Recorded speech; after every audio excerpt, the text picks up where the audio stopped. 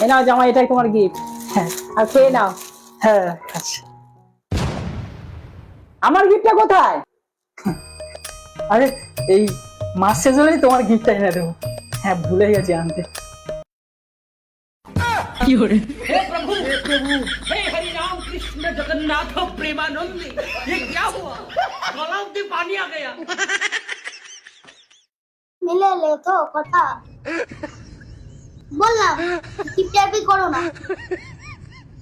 যাওয়ার সময় একটা গিফট কিনে নিয়ে যেতে বললাম, দেখলে খালি হাতে এলে আর খালি পেটেও যেতে হলো।